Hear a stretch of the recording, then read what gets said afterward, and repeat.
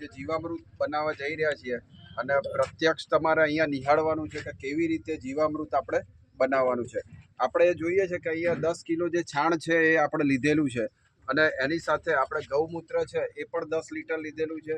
આપણે દેશી ગોળ જે હમણાં 2 કિલો લઈ અને આપણે છે સાથે જ આપણે કોઈ બી કઠોળ વર્ગનો જે લોટ છે, કોઈ બી તમે ચણાનો કોઈ બી પલ્સ ફ્લોર તમે એનો આની અંદર આપણે જીવામૃતની અંદર વાપરી શકીએ છીએ. એ પણ આપણે લીધો છે અને સાથે જ વડ નીચેની કાં તો કોઈ પણ ઝાડ નીચેની માટી આપણે અત્યારે આ લીધેલી છે એ પણ અહીંયા આપણે પ્રત્યક્ષ તમે જોઈ રહ્યા છો.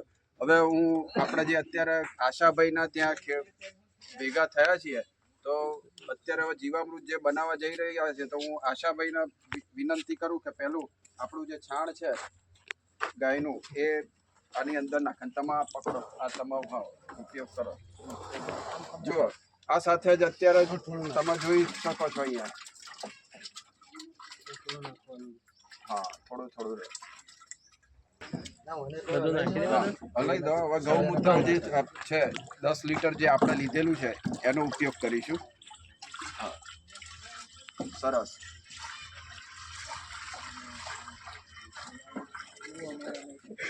હવે આપણે શું લઈએ છીએ? ગોળ. બરાબર, દેશી ગોળનો જે છે એ ઓગાળી અને આપણે પાછો મિક્સ કરીએ છીએ.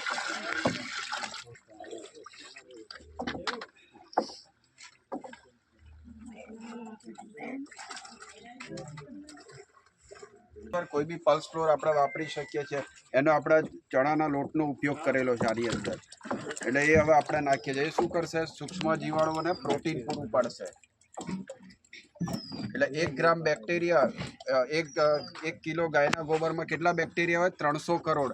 હવે તમે વિચારો 10 કિલો તમે છાણ વાપર્યું તો કેટલા બધા બેક્ટેરિયા થશે? બરાબર ને? તો આ બેક્ટેરિયા જે છે આપણા જે કોઈ પણ ઝાડ નીચેની માટી વાપરવાના છીએ તો એ આ એક જાતનું તમારું મેળવણ છે. બરાબર? તો આ મેળવણનો આપણે ઉપયોગ કર્યો અને આપણા જીવામૃતમાં. હા, બરાબર, સરસ.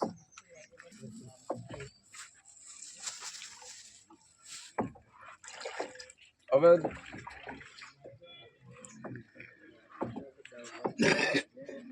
આપણે આ 200 લીટરનું જે જીવામૃત બનાવવામાં એક વાપર્યું જે વસ્તુઓ, હવે તમારે શું કરવાનું છે? સવાર સાંજ 5 મિનિટ, સવારે 5 મિનિટ અને સાંજે 5 મિનિટ તમારે ઘડિયાળના કાંટાની દિશામાં, હલો એટલે ખબર પડે. હા, ઘડિયાળના કાંટાની દિશામાં આપણે આ 5 મિનિટ સવાર સાંજ હલાવવાનું છે. એટલે તમારું જીવામૃત જે છે એ 4 થી 5 દિવસમાં આપણું તૈયાર થઈ જશે.